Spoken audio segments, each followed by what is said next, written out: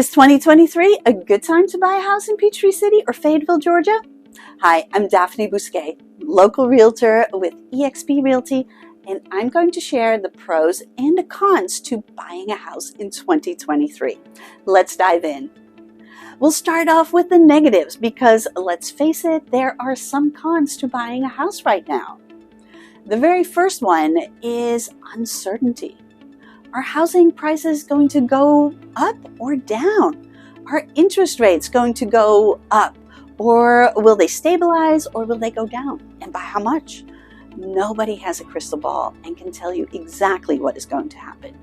If that were the case, everyone would be timing the market and come out making a bundle. Unfortunately, most people who try to time the market end up getting burned. You never know when the bottom of the market is until 6 months later. You have to make your move when the time is right for you. Markets go up, they go down. But in the long run, the housing market is a good investment. The second con is the interest rate situation. Interest rates are about double of what they were in January of 2022. To put that into context, the average monthly mortgage payment is about $1,000 more than it was a year ago. That has priced a lot of people straight out of buying a home. And although they've come down in December of 2022, they are still much higher than the 3 to 4% we've been seeing over the last few years. And they are not likely to go back there anytime soon. Higher interest rates make mortgage payments higher, and you're not able to afford as much house as you could in 2021 or early 2022. For every 1% increase in mortgage rates, your buying power goes down by 10%. So if you were qualified to buy a $500,000 house at a 4% mortgage rate, at a 6% interest rate, you can only afford a $400,000 house. And with the Fed determined to fight inflation by bringing on a recession, they will continue to raise the interest rate. That does not necessarily mean more increases in the mortgage rates, though. One thing we do know is that recessions bring lower mortgage rates. So there is hope that mortgage rates will drop more. How low, nobody knows. But do not expect them to go back to those low rates we've seen in the past. So what happens if you buy a house with an interest rate of, say, 6.5%? 6%. If you like the house and can afford the payment, you're fine. If interest rates go up, your mortgage payment does not. If mortgage rates go down, you can always refinance. Con number 3 is housing affordability, and this is a serious problem for those trying to get into the market, such as first-time home buyers. The median home price in Fayette and Fayette counties over the last 2 years, in 2021, 2022, has gone up by more than 25%. You heard that right. The median sales price in 2020 in Fayette County was $347,011. 2021, it went up by 12% to $395,000. 2022, it went up by another 17% to $462,500. A few years ago, it was very reasonable for a first-time home buyer to get a good home for around $200,000. In 2022, only 1.5% of the homes sold went for under $200,000, and most of them were complete fixer-uppers.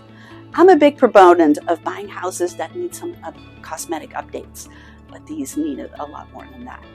So affordability has taken a big hit. If you already own a home and need to buy another, you have less of an issue because you're likely selling your house for a high price and a big profit. It's more of a trade-off. Okay, so now for the pros of buying a home in 2023. And pro number 1 is less competition. And you have no idea how much of a pro this is unless you have tried to buy a house in the last couple of years. Seriously. Competing for a house with 50 other buyers or with buyers who offered 33% over the list price in cash, that was intense to say the least.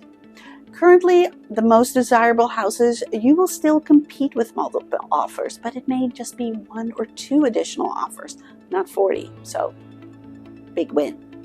Pro number 2 is buyers have more choices. Homes are staying on the market a little longer, and that is contributing to more available homes for sale. We currently have 46% more homes available than we did in January of 2022. However, we are still a long way from being back to pre-pandemic inventory levels because we still have 32% fewer homes available than in January of 2020. So that means you have a better chance of finding a home that suits your needs. Who knows? Maybe you can even find 2 or 3 that you really like, and you can actually choose which one to make an offer on. Pro number 3 is that contingencies are back. Gone are the days that you would forego an inspection or appraisal contingency. Contingencies like that protect buyers and allow them to get their earnest money back if they terminate that contract because of issues with the inspection or the appraisal comes in too low.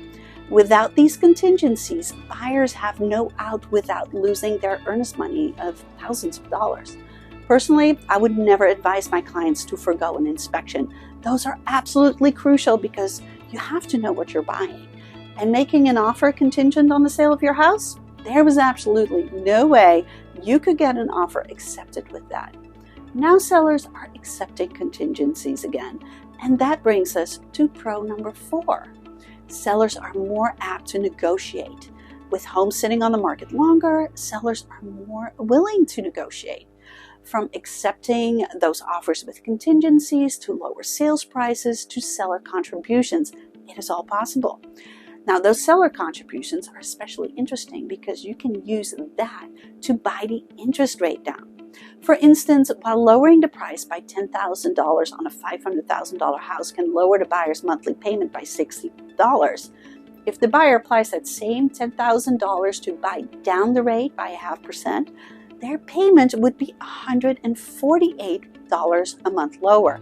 Same net to the seller, but it makes a huge difference to the buyer. And it really helps negate that interest rate con that I talked about earlier. Pro number 5 is appreciation over time.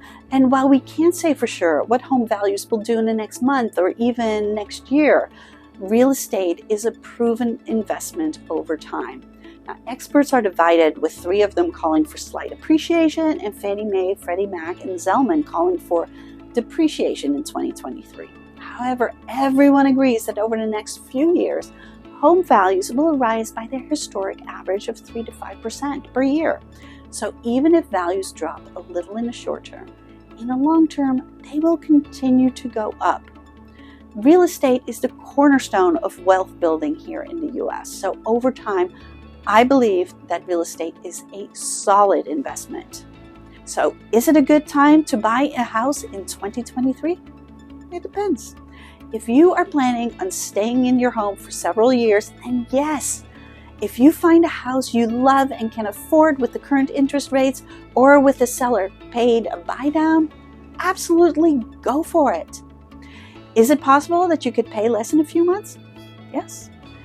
It is also possible that you could pay more. Timing the market is always risky. But if you think you'll be moving again in a couple of years, then maybe you shouldn't buy a house in 2023. Now, every situation is different, and you should absolutely discuss your situation with a trusted advisor like me. If you want to reach out to me, go to talkwithdaphne.com, and I look forward to chatting with you.